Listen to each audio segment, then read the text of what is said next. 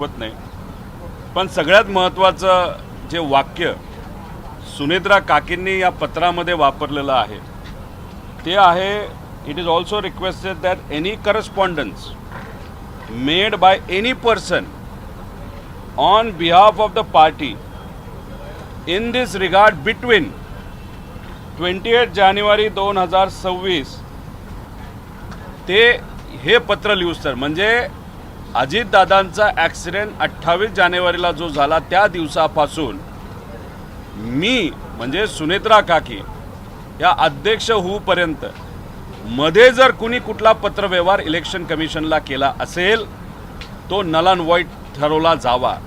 म्हणजे तो कुठलाही जो संवाद असेल पत्रव्यवहार असेल हा गृहीत धरू नये असं कुणी त्या ठिकाणी लिहिलेलं आहे तर सुनेत्रा काकींनी लिहिलेलं आहे.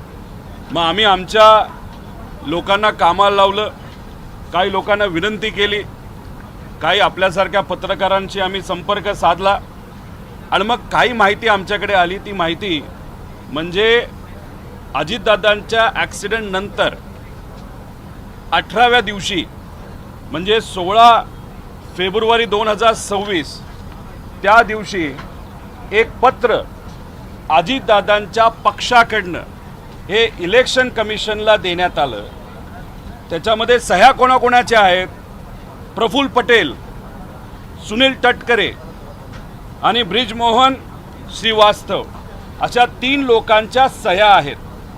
आणि त्या सह्या कशावर त्यांनी केलेल्या आहेत? एक तर त्यांनी खोटं सांगितलं की त्यांचे जे कॉन्स्टिट्यूशन आहे त्या एक प्रत्येक पक्षाचं कॉन्स्टिट्यूशन असतं हे बदलण्यात आलेलं आहे आणि त्याच्यामध्ये जे कार्याध्यक्ष असतील नॅशनल वर्किंग प्रेसिडेंट यांना पक्षाचे पूर्ण अधिकार त्या ठिकाणी दिले जातील.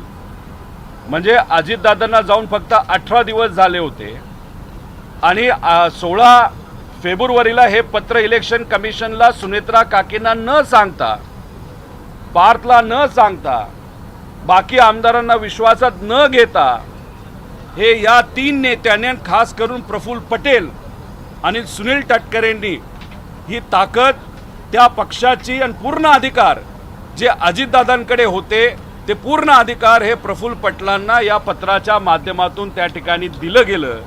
जे सुनेत्रा काकींना कळलं असावं म्हणून त्या राष्ट्रीय अध्यक्ष झाल्यानंतर त्यांनी लगेचच्या लगेच तिथं त्या ठिकाणी पत्रव्यवहार केला. आता याच्यामध्ये आपण जर बघितलं तर अजितदादा हयात असताना, अजितदादा जिवंत असताना अजितदादांच्या घराबाहेर ब्लॅक मॅजिक केलं जातं.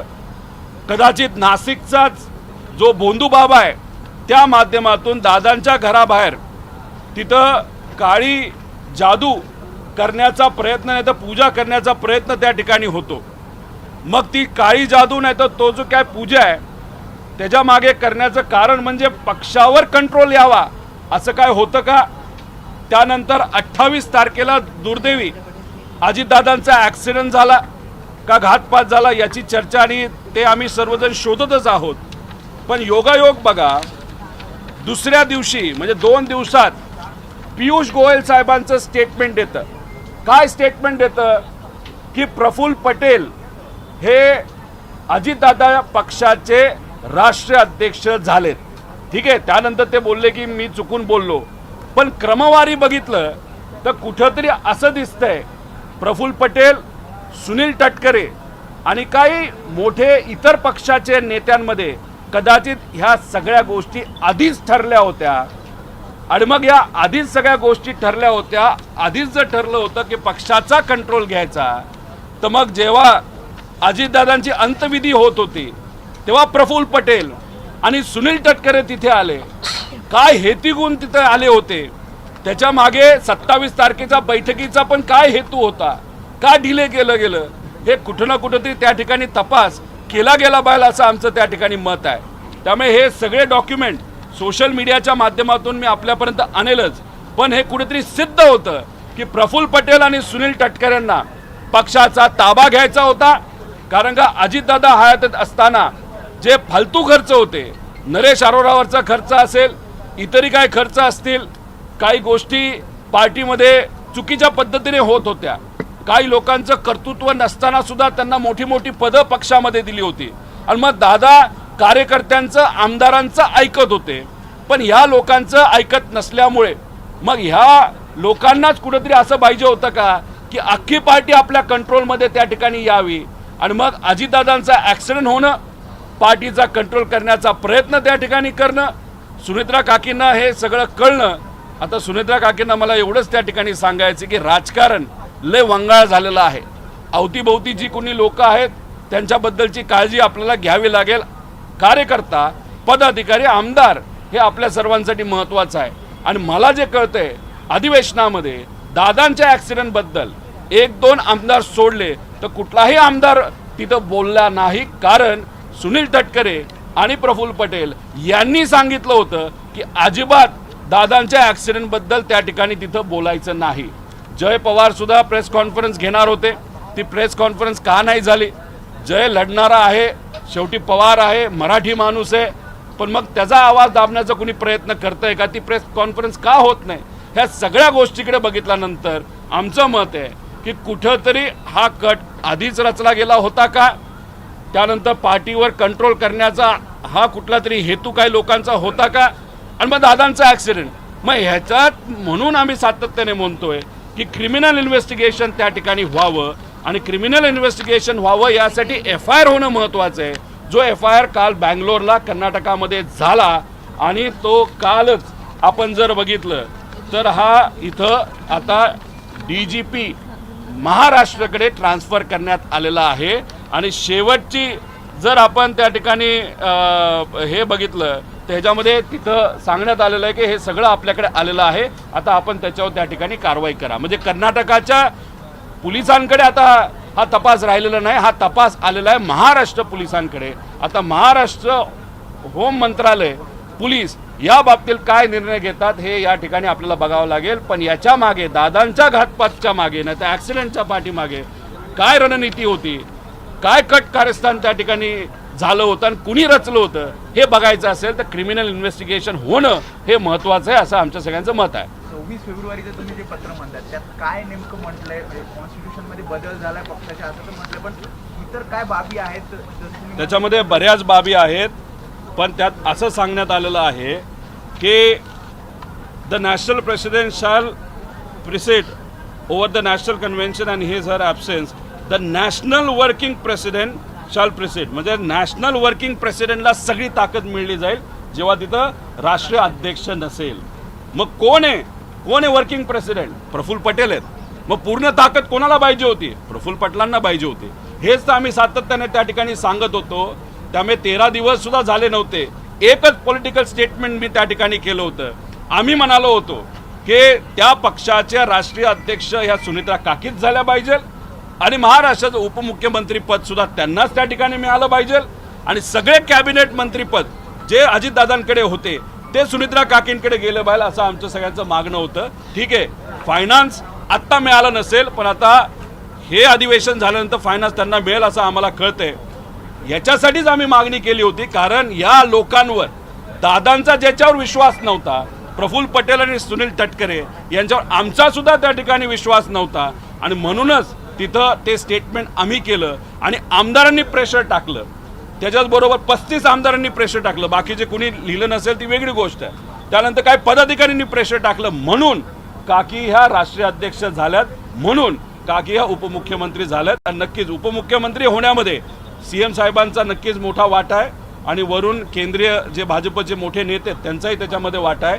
पण राष्ट्रीय अध्यक्ष होण्यामागे फक्त कोणाचा वाटा असेल तर काही 35 आमदार आणि पदाधिकारी ह्या लोकांना जे करायचं होतं, पक्षाचा कंट्रोल जो घ्यायचा होता तो मात्र त्या ठिकाणी त्यांना तिथं घेतला आला नाही. जय पवार यांची पत्रकार परिषद दाबली गेली असं वाटतंय. तुम्ही करताय की 16 फेब्रुवारीला हे पत्र आहे, पण त्यापूर्वी सुद्धा असा प्रयत्न झालेला होता का? कारण तुम्ही एकूणच अजितदादांचा अपघात हे सगळं षडयंत्र होतं असा तुमचा आरोप आहे.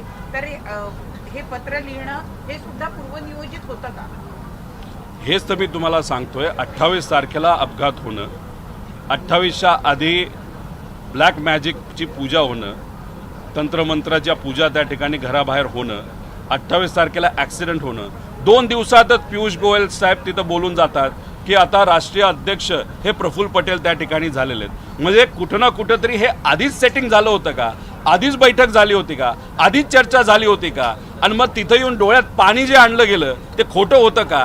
कारण एवढं सगळं तुम्ही त्या ठिकाणी करणार असाल, एवढं कट कार्यस्थान त्या ठिकाणी असेल, आणि मग तुम्ही फेब्रुवारी 16ला एक पत्र देताय इलेक्शन कमिशनला, सगळे अधिकार हे तिथं जे वर्किंग प्रेसिडेंट आहेत त्यांना ते त्या ठिकाणी देण्यात यावे. आणि ही गोष्ट जेव्हा सुनेत्रा काकींना कळाली तेव्हा त्यांनी हे पत्र त्या ठिकाणी लिहिलेलं आणि स्वतः त्यांनी लिहिलेलं आहे की 28 जानेवारीपासून ते त्या राष्ट्रीय अध्यक्ष होईपर्यंत जर कोणी त्या ठिकाणी पत्र कुठलंही दिलं असेल ते नल अँड व्हाईट त्या ठिकाणी ठरवावं. म्हणजे सुनेत्रा काकींना कदाचित जी गोष्ट दादांना माहीत होती, कोणावर विश्वास ठेवायचा कोणावर विश्वास ठेवायचा नाही, हे काकींना कळलंय असं आम्हाला वाटतं. फक्त एवढंच आहे, राजकारण इतकं वंगाळ झालेलं आहे, आसपास कोण लोक आहेत हे मात्र काकींनी त्या ठिकाणी योग्य पद्धतीने ठरवावं. का लेगेसी आहे ही, अजितदादा पवारांची लेगेसी आहे, त्यांचं कष्ट आहे 40 वर्षाचं, आणि याच्यासाठीच कुठं ना कुठंतरी त्या ठिकाणी आम्ही हा मुद्दा, हा आमच्या पक्षाचा नसला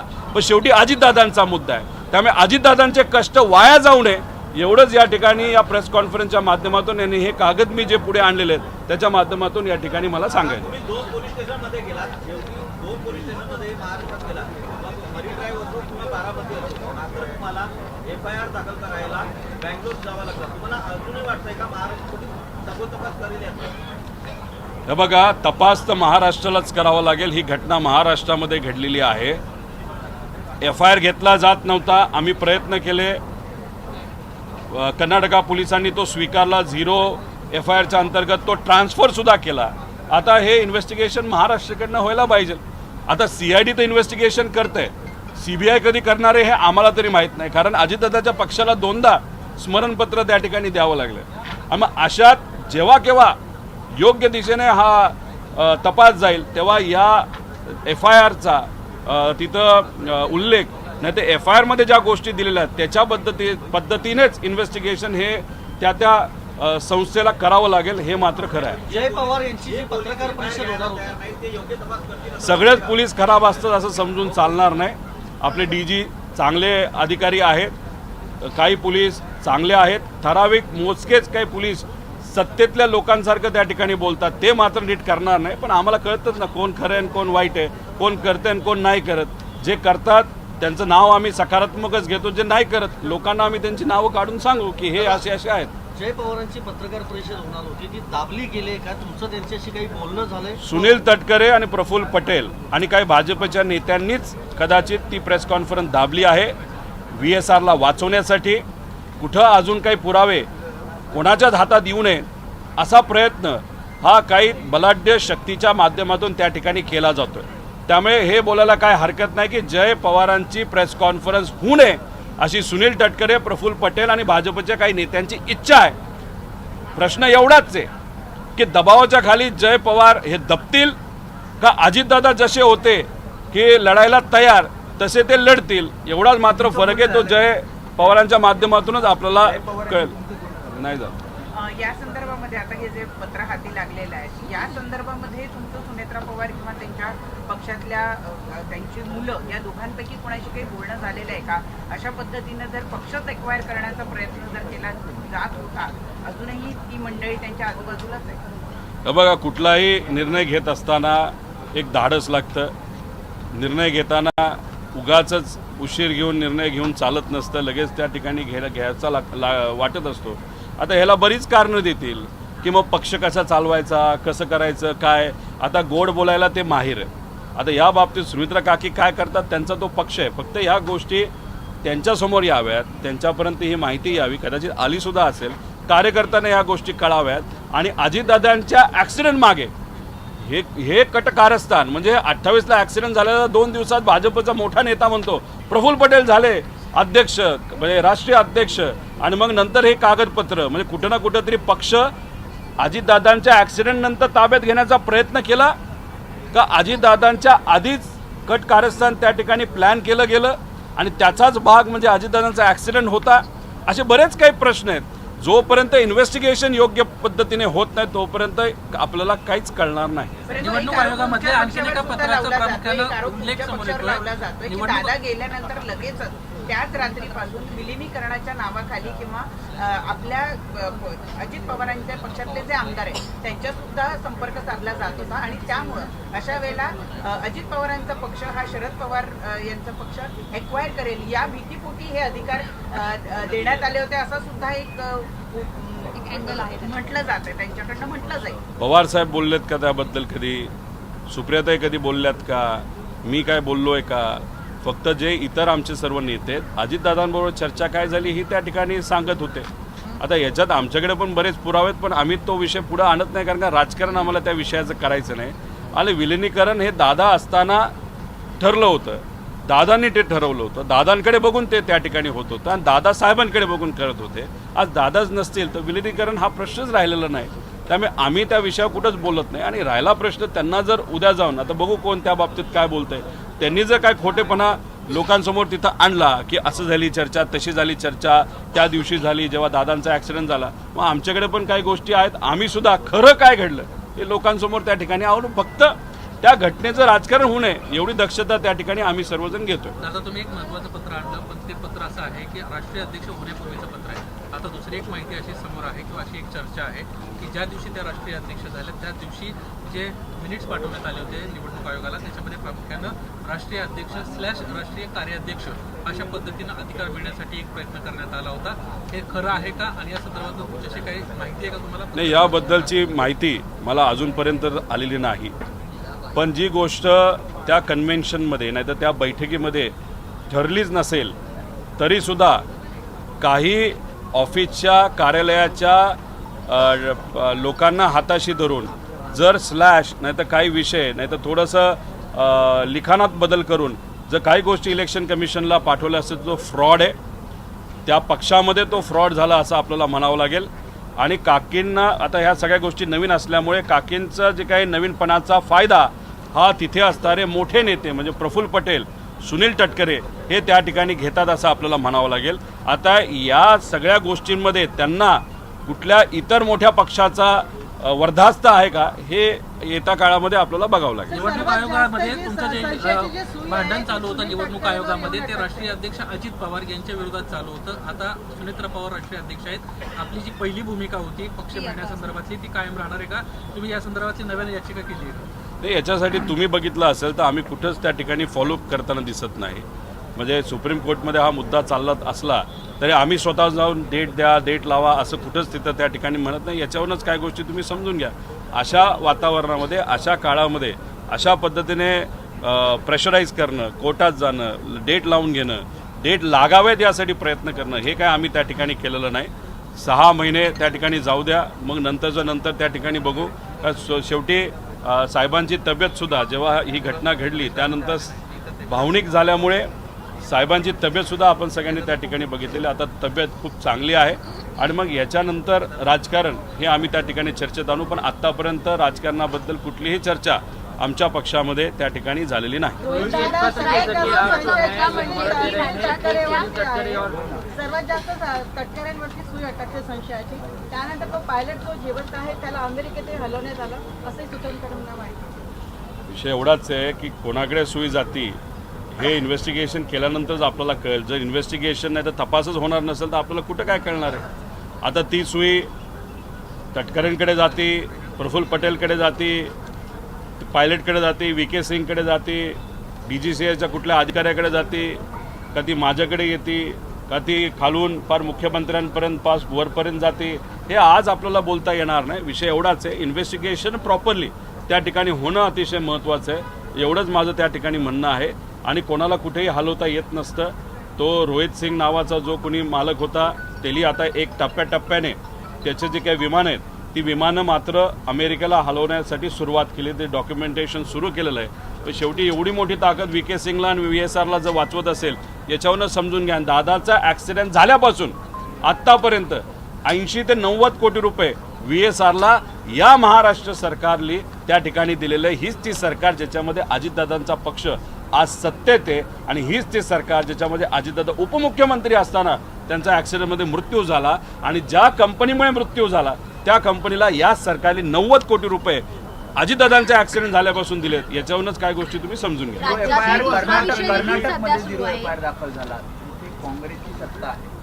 तर इथे काही तांत्रिक अडचणी आहेत असं मुख्यमंत्र्यांनी महाराष्ट्र सरकारवर सांगितलं विश्वास आणि नाहीये का मग तुमचा? कर्नाटकमध्ये होतो आणि मग वर्ग महाराष्ट्रात होतो. 40 वर्ष अजितदादांनी या महाराष्ट्रातल्या लोकांसाठी तिथं काम केलं, समाजकारण आणि राजकारण.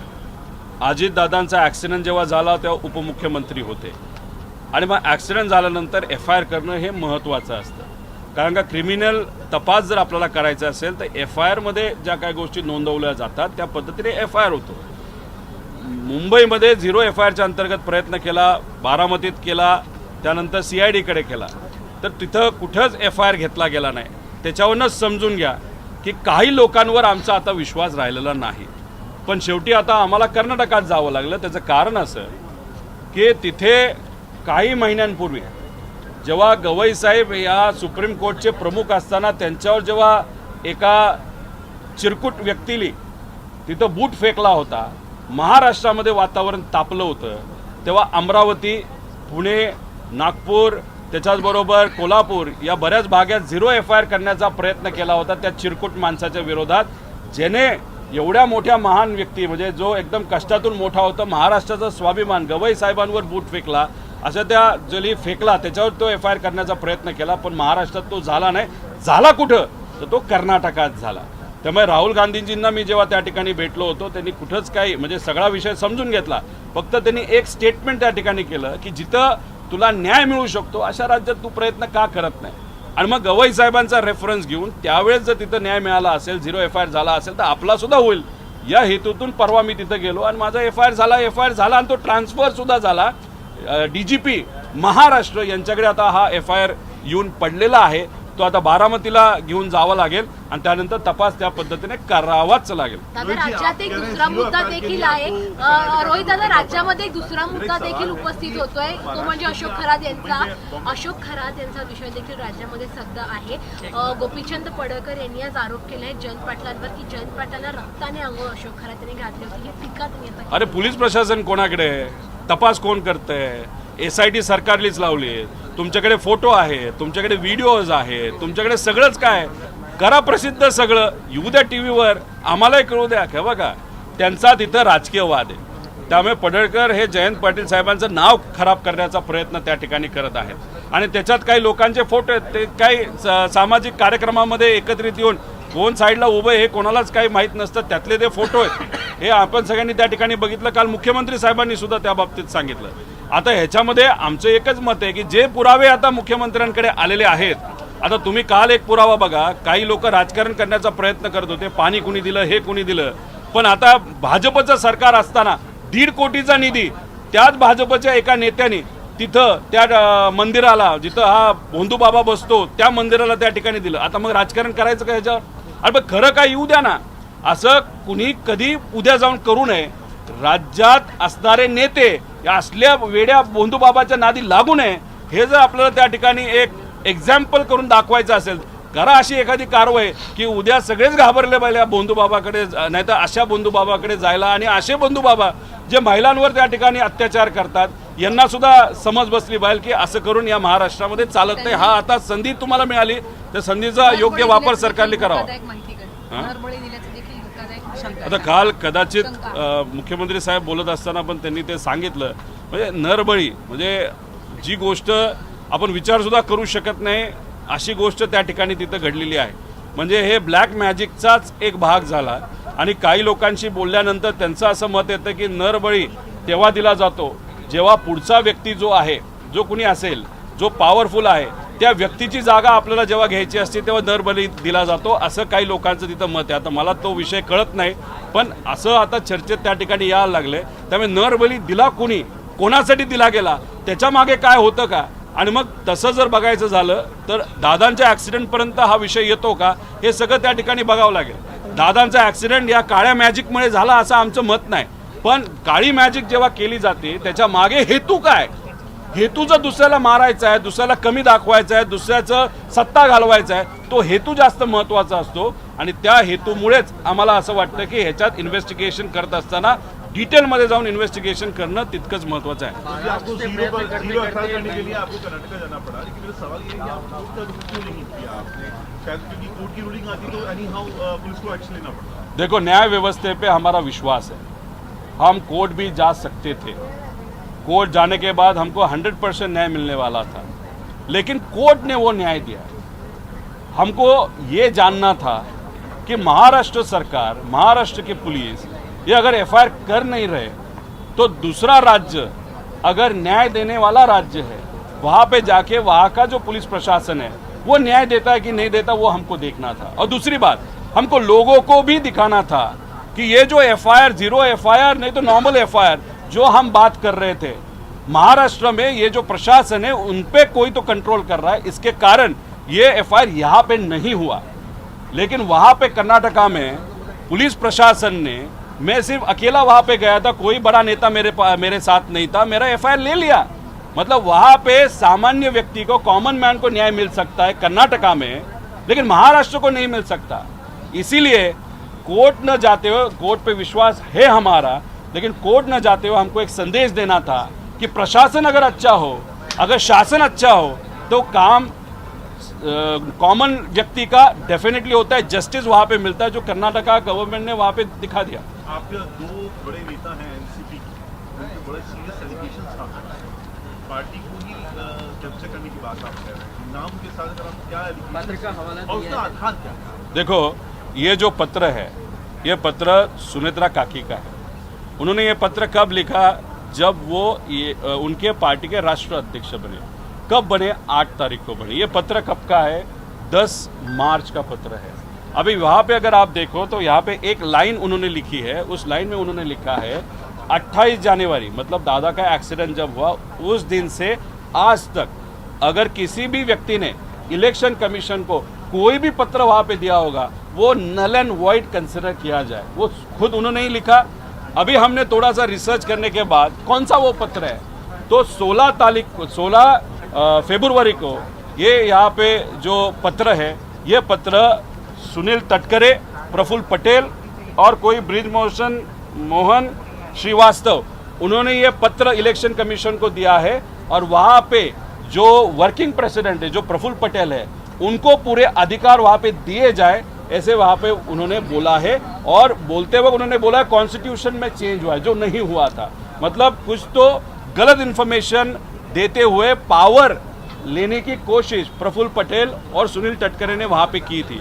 और सबसे इम्पोर्टेंट बात क्या है, देखो कि जब अजीत दादा का एक्सीडेंट हुआ था 28 जनवरी को हुआ था, और शायद 1 तारीख के आसपास या 30 तारीख के आसपास गोयल साहब ने, जो भाजपा के बहुत बड़े नेता है, उन्होंने बोला था प्रफुल्ल पटेल ये राष्ट्रीय अध्यक्ष अजीत दादा पक्ष के हो गए.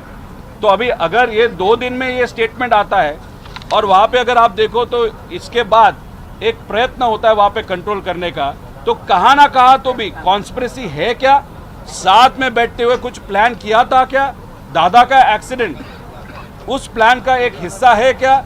ये जो प्रफुल्ल पटेल और सुनील तटकरे जो अभी पार्टी पे कंट्रोल लेने की वहाँ पे कोशिश कर रहे हैं, तो ये सुनेत्रा काकी को मालूम था, इसलिए उन्होंने ये पत्र निकाला. अभी आगे क्या होगा, कैसे होगा, देखा जाएगा. क्योंकि दादा जब थे तब सुनील तटकरे और प्रफुल्ल पटेल, उनका जो स्टाइल था वो नरेश अरोड़ा को ताकत देने का, खर्चा वहाँ पे करने का, ये करने का, वो करने का. कोई ऐसे पदाधिकारी है जो कुछ काम नहीं करते, शायद बोधू बाबा के साथ ही ज़्यादा पूजा करते होंगे, उनको वहाँ पे रखना है कि नहीं रखना, ऐसी बहुत सारी चर्चा थी जो दादा प्रफुल्ल पटेल और सुनील तटकरे के खिलाफ थे. अभी वही प्रफुल्ल पटेल और सुनील तटकरे दादा के बाद पार्टी को कंट्रोल में लेने की कोशिश की. उसी के साथ दादा जब जिंदा थे उनके घर के बाहर ब्लैक मैजिक वहाँ पे किया था. अभी ब्लैक मैजिक पे हमारा विश्वास नहीं, लेकिन उसके पीछे जो इंटेंट है दैट इज ऑल्सो इम्पोर्टेंट. और नासिक का जो भोंदू बाबा पकड़ा, सुनील तटकरे जी और उनके पार्टी के जो प्रमुख अलग नेता है उनका और वो भोंदू बाबा का बहुत पास वाले संबंध वहाँ पे थे. तो अभी ये सब देखने के बाद इसलिए हमारा कहना है कि इन्वेस्टिगेशन करते वक्त डिटेल इन्वेस्टिगेशन करने की जरूरत है और इस पेपर को भी उस इन्वेस्टिगेशन का भाग किया जाए. आप जिन 2 लोगों का नाम ले रहे हैं, आज भी वो 2 लोग चित्रा जी के इर्द गिर्द हैं. इस मुद्दे को लेकर आपकी बातचीत हुई, क्या आपने उन्हें आगाह किया है? देखो, अभी सुनेत्रा काकी राजनीति में है। राजनीति में काम करते वक्त अभी उनको केयरफुल रहने की ज़रूरत है। जो लोग दादा के खिलाफ थे या दादा उनके खिलाफ हुए थे, उसके बाद ही दादा ने निर्णय लिया था कि अभी ये सबको बाजू को रख के पार्टी को दो पक्ष साथ में आना चाहिए। उसके कारण भी कुछ तो रीजनिंग होगा। अभी काकी ने निर्णय लेना है कि किसको साथ में रखना है, किसको साथ में नहीं रखना। हमारा ड्यूटी जो था, क्योंकि दादा ने ये जो पार्टी बनाया बहुत कष्ट से वहाँ पे बनाया है और उन्होंने इस पार्टी को बहुत आगे लेके वहाँ पे गए थे। अनफॉर्चुनेटली उनकी डेथ वहाँ पे हुई और उसके बाद जिस तरीके से पार्टी को कंट्रोल करने की कोशिश हो रही है, इसके बारे में काकी को वहाँ पे पता रहना चाहिए। यही बात यहाँ पे हम कहेंगे। जी, एक सवाल आउट ऑफ कॉन्टेक्स्ट थोड़ा सा पॉलिटिक्स के अलावा कि आज राष्ट्रीय सभा में सर्वदलीय मीटिंग को बुलाया जा रहा है। किसको? सर्वदलीय ऑल पार्टी आज इनवाइट किया गया है। सवाल ये है कि क्या देश एनर्जी लॉकडाउन की तरफ आगे बढ़ रहा है और इसको लेकर सरकार से आपका कुछ चर्चा है? नहीं, देश के लिए अगर सब पार्टी इकट्ठा आके कुछ सोल्यूशन निकाल रहे हैं तो अच्छी बात है, लेकिन आप एक चीज़ समझ लो कि ये सिचुएशन में हम कैसे आए वो भी थोड़ा देखने की बात है। अपने जो डिप्लोमेटिक रिलेशनशिप जो भी कंट्री के साथ ये अच्छे तरीके से रखने चाहिए थे वो हम रख नहीं पाए। हमने यूएस को मतलब अमेरिका को ज़्यादा इम्पोर्टेंस वहाँ पे दिया और अमेरिका को इम्पोर्टेंस ज़्यादा देने के कारण हमने जो आसपास के जो देश थे जिसमें ईरान भी वहाँ पे आता है उसके साथ हमने रिलेशनशिप खराब कर दिया और वो रिलेशनशिप या डिप्लोमेटिक रिलेशनशिप प्रॉपर न रखने के कारण आज जो गरीब है, जो छोटा मोटा बिजनेस वहाँ पे कर रहा है, जिसका गैस से रिलेटेड है, अभी आगे जाके पेट्रोल का शॉर्टेज आने वाला है, डीजल का शॉर्टेज वहाँ पे आने वाला है, गैस का तो ऑलरेडी शॉर्टेज है और ये सिर्फ शुरुआत है। बहुत बड़ा वहाँ पे शॉर्टेज आने वाला है। गलती तो सरकार से हुई है, लेकिन लोगों के हित के लिए सब पक्ष साथ में आके अगर कोई सोल्यूशन वहाँ पे निकाल रहे तो वो स्वागत करने की बात है। Thank you.